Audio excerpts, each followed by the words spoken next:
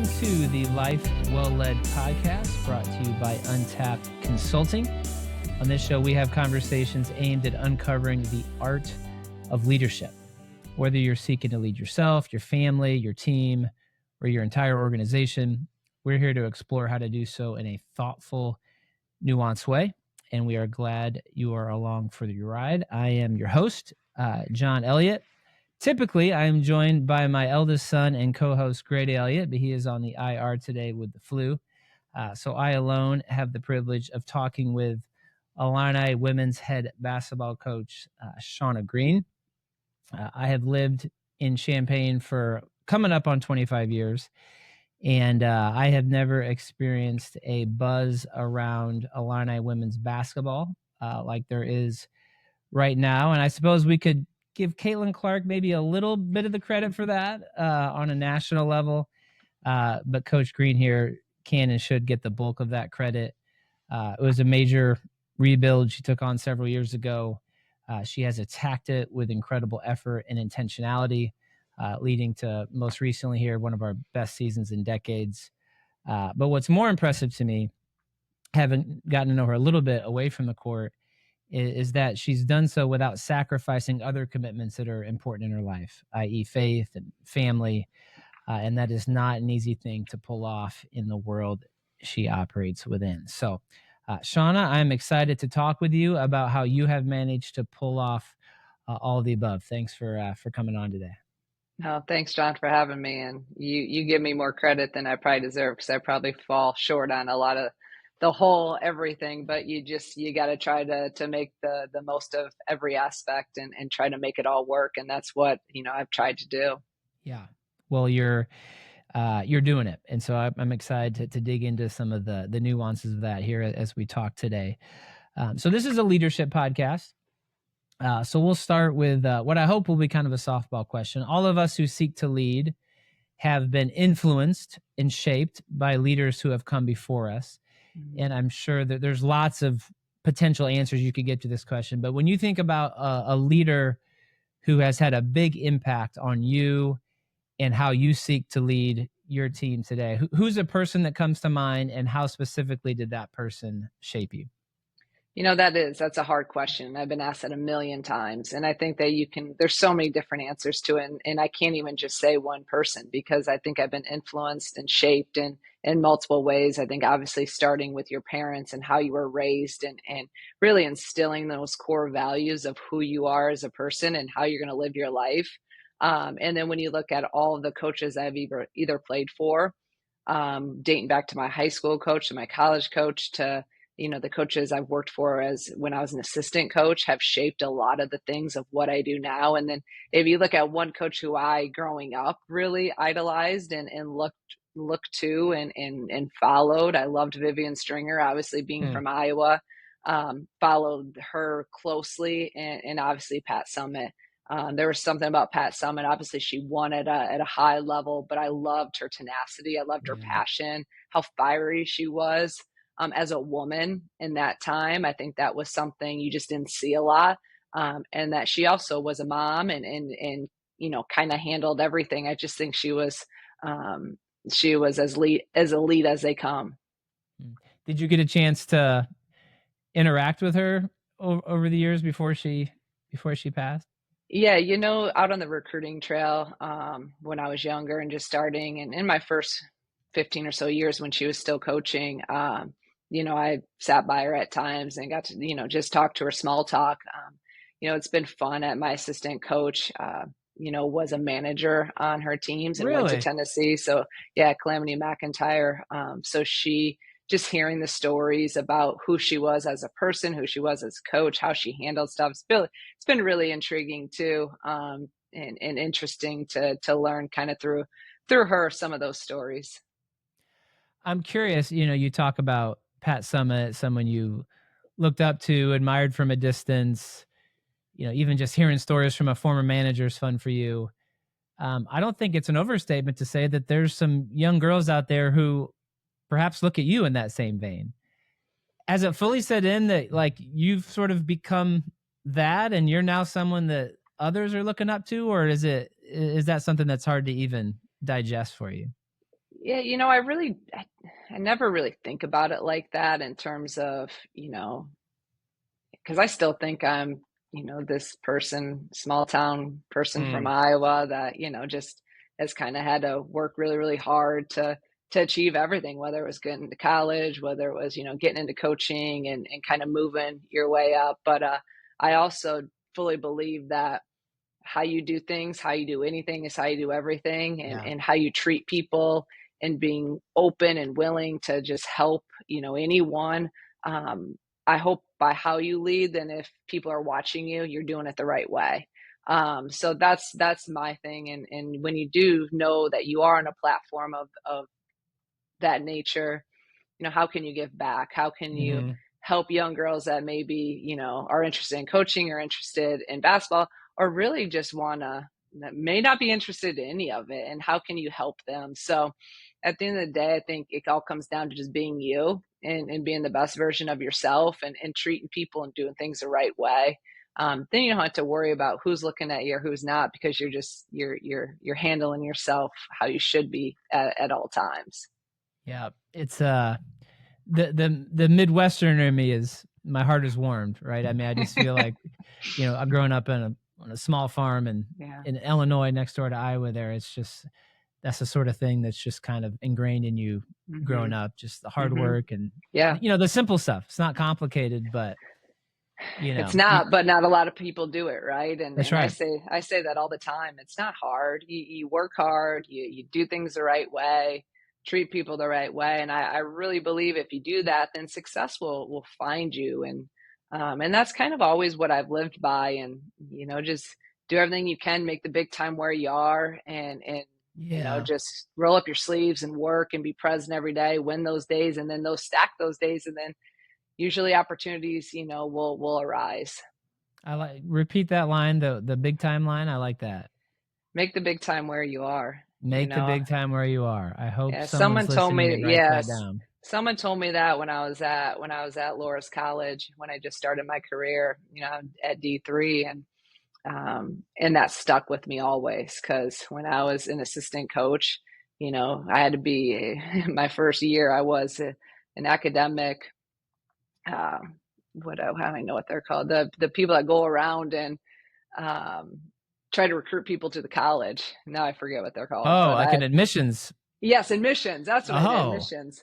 I had to do admissions I in the thought you were about to morning. say academic advisor to the No, athletes, but no, no, no, you're no. I was an admissions counselor. Thank you for that. I went around, the college fairs. I mean, wow. that's what I did in the morning at Loris.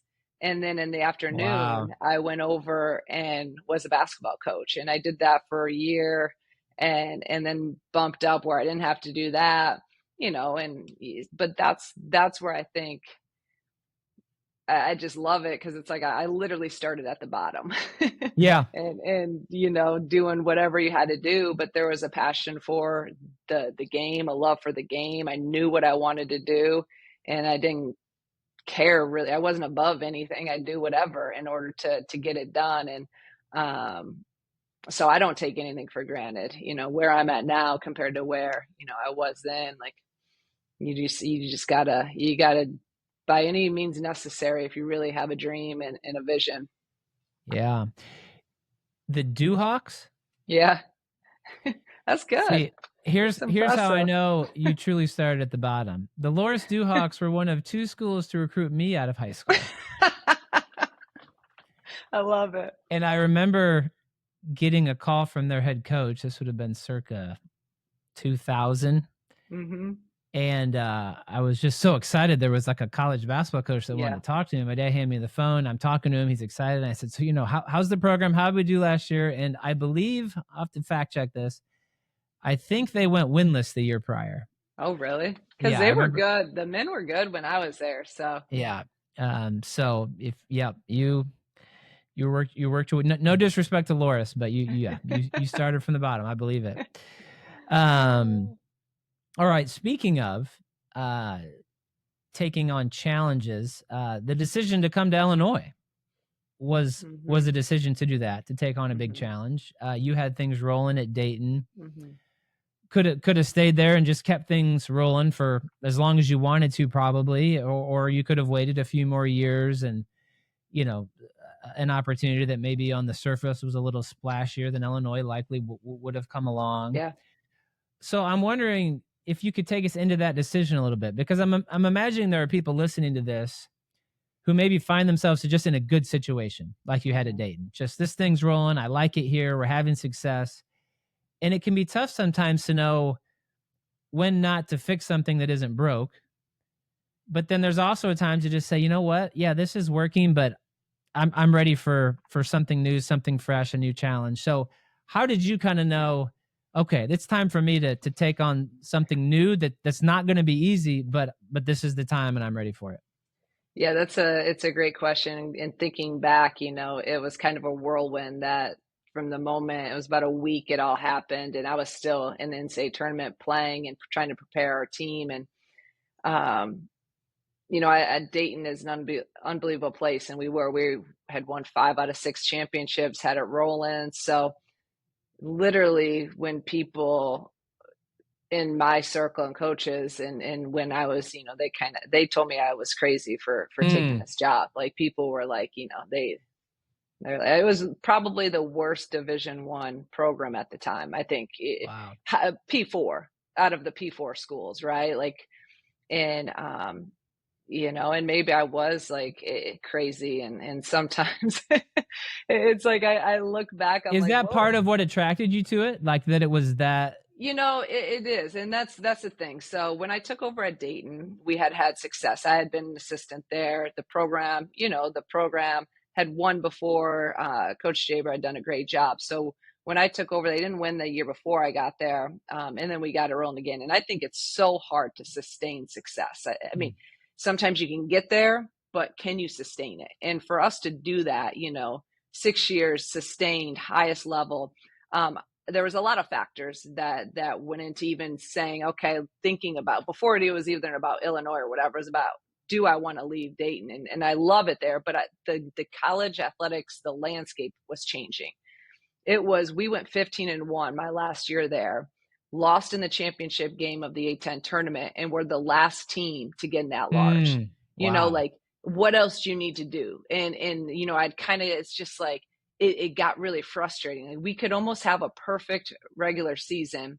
You lose in the championship game and you may not get into the NCAA tournament. And it's just, everything was trending towards the P4.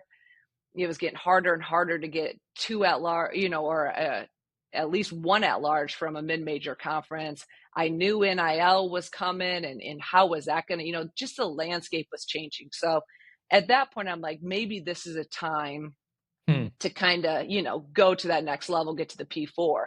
And then when you talk about schools coming in, and I actually had 2 options at the time. I got offered 2 jobs. We won't say the other school, but this on paper was obviously probably not the best choice, but for me, it fit. For me, it was the Big Ten. It was the Midwest. I felt like this conference fits me. I feel like this area of recruiting fit me.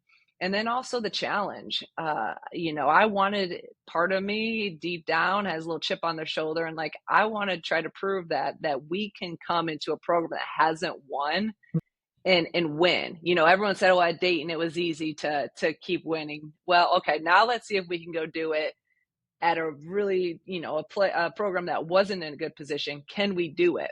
And will it work? So I think the challenge of that and that they hadn't had success in a long time was actually kind of intriguing to me. And that's where I think as all coaches are a little crazy, but I think that's where it's like, I probably was a little crazy, and who knows if it was a really smart decision. And also number one reason though is the people, and with Josh as our AD, with Sarah as our SWA, those 2 people are the best of the best. And how he showed his investment in me, how he recruited me, I knew that was someone that really wanted women's basketball to be successful. And I've seen other ADs of how they recruit and go about their job searches.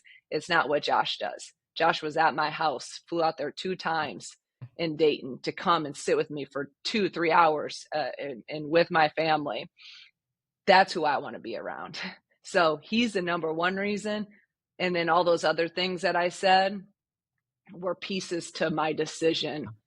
And then you just got to have a little bit, you got to go with your gut, and you got to have faith and belief. And when you make a decision, you make a decision. And I've never once thought about it since then. I made it and I made Really? it. Yeah.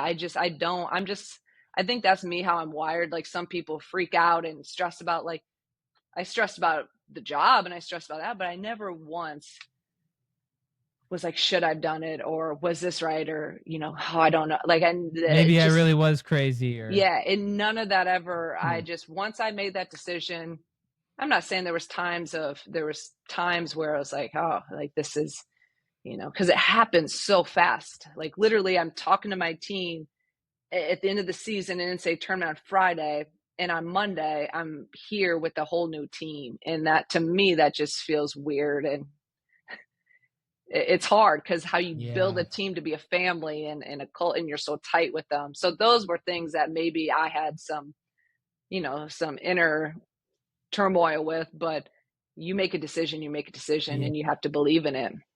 Yeah.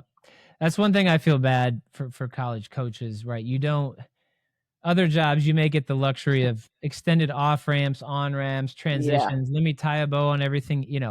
Yeah.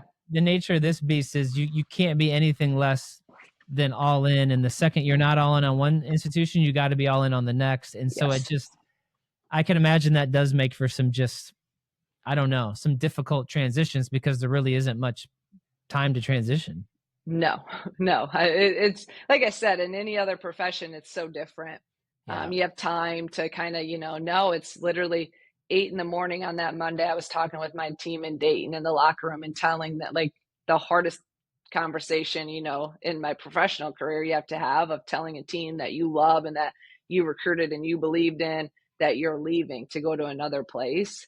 And then later that day, you're talking to a whole new team to try to get them to believe in you. It's just, it's really, it's weird. That's why, fans, as you well know, can be idiots. And, sometimes a coach abruptly leaves one school for another, and we get all upset, and I wish we would have known, or it's like, no, you can't, that's not how it works. You can't get behind a mind. Well, yeah, for this last year, I've been kind of thinking about a change. It's like, no, you got to be all in until you're not. And it's just the nature of it. Yeah. So you alluded to some shifts in your industry and sport with college athletics. Probably many people listening are aware of, at least on a basic level, of some of those shifts in the last few years. NIL, now revenue sharing kicking in. Here's the leadership angle I want to take. I would imagine that in the midst of those shifts, there have been some things as a leader of your program you've had to adapt and change. And okay, I've traditionally thought this way about how to lead a program, but now based on some of the things I'm seeing, now I've got to think this way. But then I'll bet there's some other pieces in there where you're like, no, that will never shift. Right? That's a principle that I will take to the bank. College athletics can become whatever it wants to become. When it comes to Shauna Green as a leader, you're always going to get this. I'd be curious if you could maybe give us one of each, maybe something that shifted for you in the last 5 years, and one thing that will never shift for you as a leader.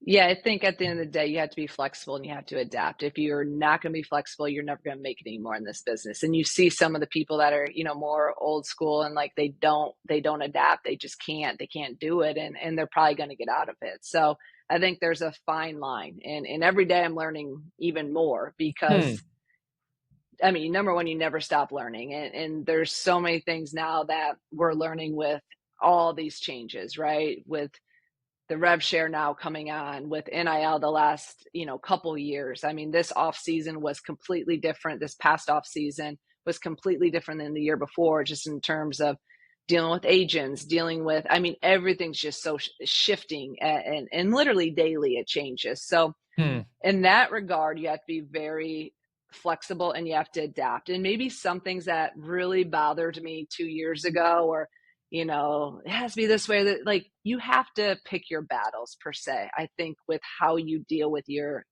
student athletes every single day. But my core values have not changed and will never change. And I don't care where this business goes. I have to be able to able to put my head down at night and to be able to sleep. And so we're going to do things the right way. We're going to continue to, follow the rules. We're going to continue to treat people the right way. We're going to continue to establish a family environment built on genuine trust and relationships. And that's how we operate our program. So those core values, I don't care through it all, through the wins, the losses, all the changes, I will always hold true to that. But there's other things as I've evolved probably as a leader and every year that you just have to know your team, you have to know your individuals, and you have to adapt to that. There may be after a game where I want to go in and completely, just lose my mind and, frustrated and get on them really hard.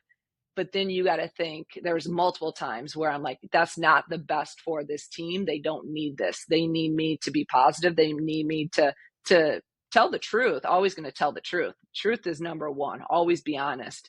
But they need a little bit more of me just loving them up, right? And so I think just having a pulse on your team, having a pulse on your individuals. You cannot treat everyone the same in terms of, because everyone's motivated. Everyone ticks in a different way, right? And that's something that I think the best leaders are the best at.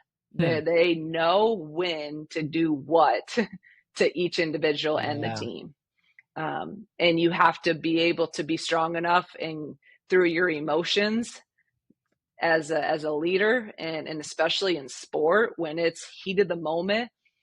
It's a lot on it. It's high intensity. How are you going to be able to lead in that moment by knowing what your team and individuals need? And that's hard. Yeah. And how it's do hard you approach because you may not them? know until the moment arrives.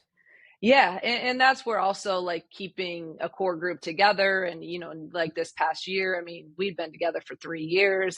They knew what I was going to say. I knew what they were going to say. They knew how I was going to react. They could react from how I was reacting. I knew exactly what they needed in tough times. And just because people and you've been around people, it's like when you're kids, what you need to tell. No, they may not listen, just like my team doesn't listen to half the things I say, but like, your kids and what they need to hear and how to kind of, get to them. Is the same thing with the team. Now this year's going to be a little bit different because there's going to be some learning curves for me, for them, because we're new. But again, all that stuff can adapt and change and flexible, but our non-negotiables are non-negotiables. Again, relationship driven. You're going to work hard. You're going to be a great teammate. We talk about doing things one way all the time, and there's a lot to that, but you're going to do things one way.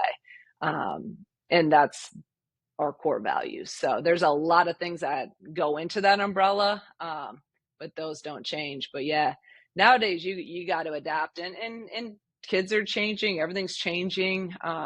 You got to kind of meet them where they're at and while still holding them accountable. Yeah. It takes me to a conversation I had last week with, a leader who is in his 60s, very much an old school sort of guy. And we were having this kind of old school, new school debate, right? And there's some old school values, I think, that you're speaking to in terms of accountability and truth and work ethic and stuff that never go out of style. Yeah. But how those get expressed and delivered, that's where maybe there's some give, and we can sit back and complain that, kids these days, but you're going to miss the opportunity to actually influence those kids, right? And if we want them to adopt those old school values, we got to maybe get there in some new school ways. That's kind of what I hear you saying. You said it perfectly. I think that's kind of, what I try to do. Cause I think in my values and how I coach and what I think should be happening is very old school. But if you coach like that, cause back even when I was playing college, my coach was my coach and I just respected him because he was my coach. We didn't have to have a relationship. Like it was what it was. Now, if you don't have at least in my belief and with the women that I've dealt with, if they don't know that you care about them as a person and truly care and love them, then they're not going to do all the things that we're going to ask them to do. They're not going to, you can see when a team is genuinely committed as a whole to the team, to their coach, by how they play. And so you got to take the time. It's more important for me to take the time to build relationships and to talk to them one on one than it is for me to sit here and be drawing up plays and thinking about defensive Yeah. schemes, because those schemes don't matter if they don't believe in what we're doing and if they don't trust in our relationship isn't there, where I can now get on them, where I can now hold them accountable, where I say whatever and they're gonna be like, I got you, coach, right? So Mm-hmm. that's my number one thing. Relationships, it has to be there. And I think that's changed in the past 15, 20 years. I really do. And I deal with women, but I think it's, I see it all across. People want to be cared about. They want to be valued. And if you get that, they're going to do whatever. They're going to work as Yeah. hard as they can for you. Well, I don't think it's a women thing. I don't think it's a sports thing. Yeah. I mean, I see it in my work. Mm-hmm. There's some generational components to this, some cultural components, and I think in general, when you're talking about trying to really get through to and bring out the best in, 20 somethings, early 30 somethings, relationships is Yes, you're not getting that done apart from trust-based relationships. exactly. No doubt Yeah. about it. All right. Well, a moment ago, you compared coaching to parenting. Let's actually talk about the parenting side of things here. So for those listening, Shauna and I have gotten to know each other a little bit in recent months through her son playing on a travel basketball team that I coach, and that's been a great experience for me, at least. I hope Mateo would say something similar. Yes. But I have been, frankly, blown away by your level of engagement there. I don't believe there's been a game he's played in. I know you were on vacation last week that you haven't been present for. Mm-hmm. And that includes the Final Four weekend that I think you were planning on going to. And Yeah. you're there in Peoria when I thought you were going to be in Tampa or wherever. And you just said, well, yeah, it was important to him that I was here, so I made it work. And boy, that is not easy to do in the world that you operate in. And it's not like you've just been sitting around. I mean, you've been busy rebuilding the roster and getting things teed up for this year. So if you could just bring us in, like, how do you think about that, right? Yeah. You have this role that's very demanding, that requires you to be all in. But you have a husband and a son and, a faith. And how do you, people talk about work-life balance. Other people like me think more in terms of integration, but just how do you think about all that's demanded of you in the role as coach, but just not letting all this other stuff that's really important to you just sort of fall off? Like, do you have any guiding philosophies there, or just how do you think about that? Yeah, I mean, it's hard. I'm not going to sit here and say that it's not. I've missed a lot through his 10 years, and I've had to make a lot of sacrifices, and he's made sacrifices, but it's also all we know too. And I think he's gotten more out of probably my profession and opportunities, and I don't even think he probably feels, there's times where I know it weighs on him that I'm gone a lot, but that's where now I just try to be present when I can be. And it's hard. Believe me, I'm not very good at it. I have to get better. If I'm with him, I'm still trying to get my mind to be totally there and not, it's a little bit easier in this time right now. So that's where I've been really blessed with. His games have fallen into a time that I'm just able to be there. Where he played, when he played in the rec all winter, I think I made one game and it was for like 20 minutes. So, so I had to miss out on a lot of that. And I've missed out on a lot, but, being present when you are there is the number one thing, really trying to engage. And I've really tried to do that. And I've really enjoyed being, the last couple months of watching him play and seeing, his kind of love for the game just continue to grow. He's, as he can be his own worst enemy, just like I was. And I'm like, oh my gosh, this is so, like, now I know what my parents dealt with, of watching me, because you want to win so bad. You want to almost be perfect, and you just can't be. So it's been challenging for me too, to try to kind of draw that fine line of what to tell him, when to step in, when not, because he still has to grow, and you're his coach, and you got to, and he loves you, by the way. He always talks about Coach John, and you've done an amazing job with these kids, of learning how to be you get on them, and you teach them and coach them. But I think you do what I believe in too, of talking to them, developing that relationship. I mean, you had those individual meetings, a couple weeks ago with your kids. He told me that, and I was like, that's amazing, because I do that with my kids, right? And that gives young kids direct feedback at that age, good and bad, of what they need to work on. It. So I think that's brilliant. Continue to do that, because I never heard of a coach at that age doing that. So I think a lot of those things have it's been fun to watch someone else coach him too. So family, I think you said it best. It's integration. Yeah. I don't believe in that whole work. Like, there's going to be times I'm at, like when he played baseball last year, I'm at his baseball game and I'm on the phone the whole time talking to recruits, but at least I'm there, and I'm present. It literally, something he said to me, it was during Christmas this year, and I was there's a lot of things going on with our team, and I was on the phone nonstop with a lot of parents on our team, and just a lot going on. And one night we were laying there in bed, and he went, "Mom, you've been talking to your players' parents more than I feel like you've been talking to me."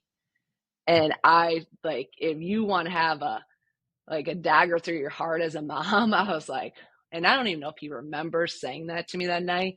And it hit me. And I'm like, okay, I love my team. Like, I have 15 that I feel like they're my own. But sometimes I probably do.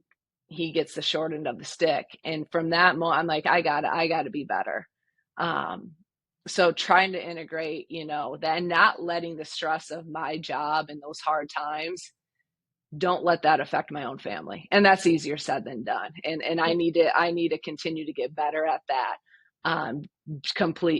to be completely transparent. But also having him come on any trip that he can come on, he's at practice a lot. He's at that age now where he wants to be at practice. He wants to, be around the team. So just trying to have it one big family and integrate that. Like, as you said, your family, your faith, those are the two most important things in your life. If you don't have them, I don't think you have anything. So trying to keep all of that together, and taking time too for yourself, where you can kind of recharge. I think is really important in a leadership role, as a mom, as everything. So that's a long-winded answer. No, but I'm tracking with you. I mean, I know you're quick to say you've got room to grow. You're not perfect. That's all true. But, this part of the reason I invited you to come on here. I've been impressed by what I've seen on that front. A cool integration moment, just from my unique lens, was when you were kind enough to invite our team in to watch a practice. And my favorite moment was when we first walked into the gym. We're at State Farm Center, and everyone saw Mateo. And it was like it felt like a family. It was like, their kid brother just walked in. Yeah. And, the coaches, the players, he's kind of proud walking in with his teammates. Like, it was like, oh, Mateo's, he's a part of this. Yeah. He's been integrated into this in a way that feels genuine and meaningful. And I'm sure that goes a long way when you do have to spend a little extra time dealing with stuff on that side of things. Yeah. Like, this isn't some mysterious world that he's not a part of. Yeah. He's an important member of that community. And I just think that makes a big difference. And that's what I think is important too. So it's important for my own family for him to see the work that I put in, and the passion and everything. It's important for him to see how hard our kids work, the commitment. He knows the commitment. He sees it. I tell him about it. He hears the good, the bad. He probably hears too much, about what really college athletics is. Like, he's there. But I also think it's important for our team, our young women, to be able to see a woman that's leading and in a position of leadership, be able to do both and be passionate about both. Like, and I put a ton of time into this, and they see that, but you can do it. Because for so long, a lot of people got out of coaching, women, or didn't have. I mean, I didn't have a kid till I was 35 because I didn't know if it would work as a coach, right? So Mm, to just continue to see people that are doing both, I think helps our young women say, hey, I can, whether it's a coach or I can be a CEO of a company or I can be this or that, like you can kill it in both, right? Like it may look a little different. It may not be your normal family dynamics of we're all going to be able to eat dinner at 7 p.m. every night. right. No, but we're going to make it work. You just may be at our practice facility eating, but we're going to be together. Right. Yeah. So I think for young Someone else people, is paying for dinner. yeah, Even better. yeah. So having young people see that you can do it all. And again, find a way to make it work. It can look different for everyone. But you make it work. So Yeah. I just read an article this morning about I was on the front page of ESPN.com, the Pacers, the female assistant for the yeah. Pacers, who has a 6-year-old daughter, I believe, single mom, and obviously very demanding. Hmm. And, that was kind of the moral of the article. Yeah. She's making it work, and she didn't want to have Figure to choose between one or figure the it other. out. So Hmm. she's figuring it out. I got to Yeah. read that because yeah, it's funny because I always watch her like during the games, and now I got Tay, like he noticed, he's like, look at, she's up like yelling at him. I'm Oh yeah. like She's drawing stuff yeah. up. This isn't some token thing. No, she's Carlisle trusts her. yes, like big time. And you can tell the players even. So I think we may see, I really think we may see more. Even I hope we do, because I think there's value. I really think there's value if even men's college teams would have women on staff. I just think the dynamic of how, think about all the men's players, usually they're tight with their moms. Like having a woman on a staff, whether it be in Mm, any capacity, how they deal with men, like it's just different. And obviously we have men on our staff. Like I think men's programs would be smart to hire more women. Uh, and that's for a long list of reasons. Obviously they got to know their stuff and be really, be knowledgeable. But I think could be huge value in having one or two women on staff for men's programs. all right. If for the person out there who's listening, who's thinking about hiring such a person, should they call you, or you're good for the time being? I'm good. I'm good You're right good. now. All I would right. love. All right. I always say that though. There's been so many times like, oh, I would love to coach men, like But at the end of the day, it's all it's all the same. It really is. It's Yeah. all the same. And basketball's basketball. Relationships are Yep. relationships. But I do think, I think when it's men and it's just been all men on the men's side, it's just there could be ways to get better. I think we're heading that direction. I really I do. did Yeah, too. I think what you're saying makes lots of sense. All right, I'll get you out of here on this. If you got time for one last Yeah. question, it's one we've ended this season with. Typically, Grady's the one to ask it. He's not with us today, so I'll ask it on his behalf. He's 14, Yeah. going into high school. This has been kind of a fun learning together journey here with the podcast this season. So, if you could go back in time and give your 14-year-old self one piece of advice, what would it be? That's a loaded question right there. A lot of different directions you could take that. Yeah, I'll let you there's decide. so many different ways to go about it, but the one thing that I kind of and I read it, it's someone else's. It's not something that I created, but I live by it now. I'm trying to get Mateo, and he has a long ways to go. We talk about it as our team all the time, and it's all about E plus R equals O. Like event happens, what's your response? And that's going to equal and influence your outcome, because everything is about your R's and your responses to everything that happened, to whatever event it is in your life. You control your response. You control everything. And it's really hard. And it's really, because you're dealing with young kids right now. And I'm dealing with it as college age, but trying to get them to understand how you can, as quick as in the game of basketball, as quickly and as positively as you can to respond to whatever happened is going to equal more successful outcomes. So something bad happens or something, adversity hits. How am I going to respond? How am I going to respond? How is it going to be positive? How can I control this? Because you turn the ball over in a game, right? right away, if you put your head down and now that snowballs and now you lose out on 2 plays, or if you respond to next play and you get over it quickly, that's gonna influence your outcomes of what you want. And we got better at that as a team the last 2 years. Why we won the WBIT championship is because our team got elite at having positive R's. We responded in hard times where we did not throughout that first, how many months, and we were able to win a championship. So it's something we literally talk about daily here, is just controlling your R's. And if I would have known that, I probably had been told it in different ways at that time, but if I could have got a grasp on that and tried to learn how I could have had better R's, I probably would have been a heck of a lot better basketball player and better person in the time. So all right, so get control of those R's as early as possible. Yes. In life. That's good. Well, Yes. now I know what my pre-practice speech is going to be about tomorrow night. E plus R equals O. And they can control them. It's hard to control them. It's hard. Correct me if I'm wrong, but that sounds just as applicable to coaches, everyone, leaders. Oh yeah, I mean, you're faced with that same decision again and again in the game, and you can't be preaching that to your players if, as a coach, you're not controlling your R's. It's and I said it's hard. That's something every day. Like I told you that story about how you're gonna, after the loss, and how you're gonna go address your team as a leader. That's an R that I got to control there, because my outcome's gonna hinge on that decision of how I approach them, and how do I want, where is this gonna go? That's on me. And again, but in every aspect of your life, you can literally say in anything, you have that response to whatever happens, and you control it. Yeah. There's a lot in life we don't control, but our response, we do. Yeah. No, that's good.